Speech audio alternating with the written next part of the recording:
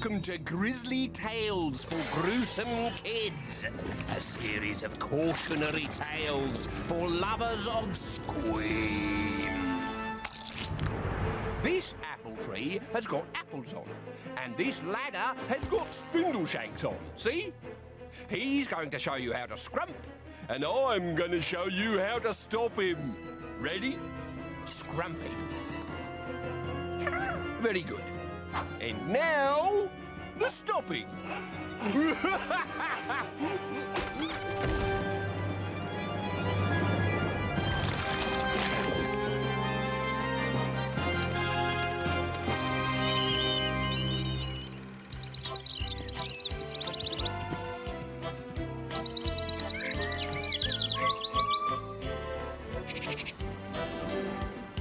What a summer holes it was.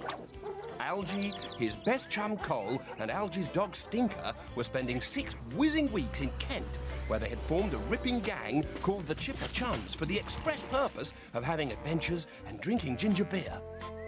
There was Ginger and his little sister Alice, and Sam, who was a girl with a boy's name, but nobody teased her about it because she was really big. Once, horrible Dick Stick called her Sam the Man.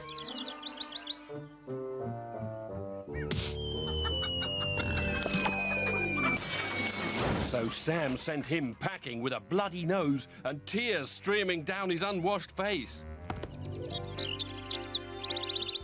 One day, the Chums took their bicycles on an adventure. When you're in that Chums, hit the vanishes the glums with the wind in our hair, not a problem, not a care, in a picnic in our Chums.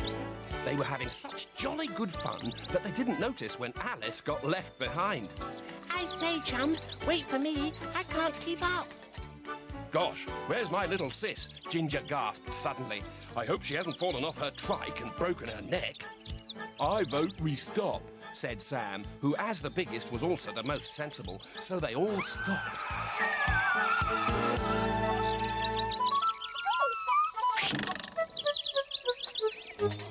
Sorry, old thing, I feel a proper bounder. We promised not to cycle so fast again. That's all right, bro. It was Teddy who was scared. Then they all laughed, and everything was all right again. They cycled across Buttercup Meadow and down through the wood to the stream that bubbled merrily alongside the apple orchard. The sun was devilish hot, so they got off their bikes and opened their picnic there and then.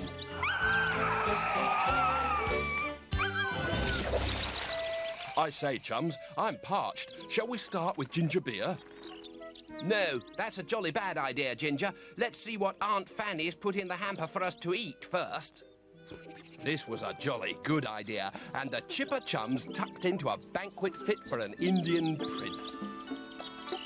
Sardine sandwiches, ripe tomatoes, home-baked scones with lashings of clotted cream, and a tin of Spam.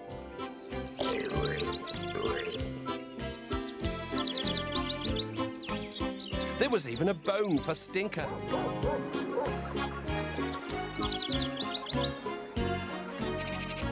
Two minutes later, they were all so full of good things that one by one they fell asleep in the warm grass. What a dog's life it was.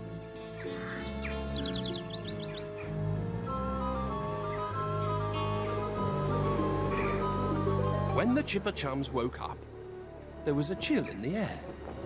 I say, chaps, hadn't we better be getting home soon? But we haven't had our adventure yet. What shall it be? How about fishing? I've got some string in my pocket. But what could we use to make a hook? We could rip out one of Teddy's eyes and bend the pin on the back of that. Oh, I say, Alice, I'm most awfully sorry, old girl. What a cad I am. I completely forgot that you love your Teddy. Why don't you choose what we do? Rightio. I want a big, shiny apple. Oh, yes! What a wizard wheeze! Scrumping! But scrumping is stealing, and those apples belong to Farmer Tregowan. Don't be such a Tommy Rotten weed. We'll only take a few. Here, here. He'll never miss them. Then that's settled. Scrumping it is. And everyone shouted, "Hurrah!"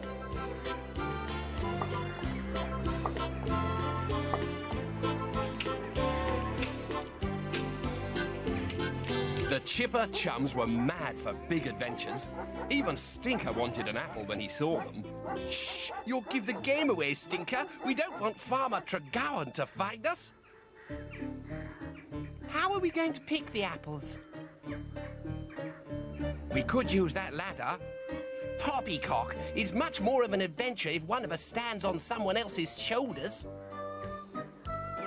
Isn't that very, very dangerous? Not if it's me underneath, said Sam bravely. But you're a girl. I could always slap you like I did Dick Stick. Oh, gosh, sorry, said Ginger for the third time that day. And Bag's eyes stand on her shoulders. Bravo, Cole! Good luck! And everyone shook Cole's hand.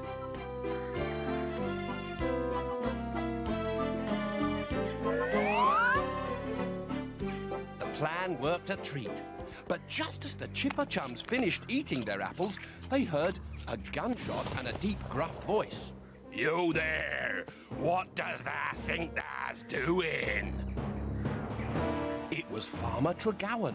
Stealing my apples, is ya? Stinker growled as the testy farmer bore down on the chums. Sit, Stinker! But Stinker was protecting his friends and sprang at the big man's throat. Stinker! But it was too late.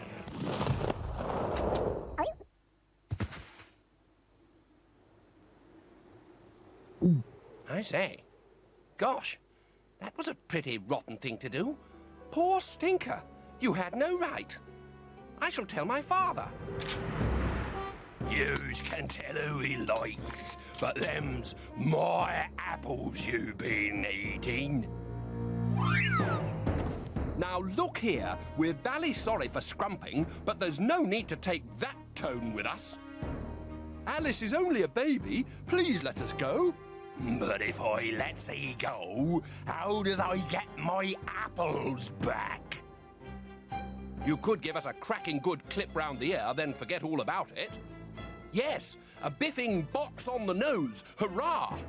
No, I needs every apple I's got for my cider. But we've eaten them. Then I shall just have to squeeze 'em out, won't I? And with that, the insecticide that the farmer had sprayed on his apples took effect. What a perfectly horrible man he was! Later that day, Farmer Tregowan finally got his apples back with the help of a 10-ton cider press. He stored the juice in an old oak vat and used it to make that year's cider. And a particularly heady brew it was too. So, if you see a bottle of Tregowan's vintage cider from 1952, don't drink it! Unless, of course, you're partial to a little extra body in your tipple. In a time of tyrants, Take him! the only way to uphold justice was to break the law. CITV presents Help, I'm a Teenage Outlaw. Outrageous. Outlandish. I'm the daring outlaw, and you're my trusty sidekick. Dangerous and out of control. Help, I'm a Teenage Outlaw. A brand new series. Today, 4:30, CITV. They're out there.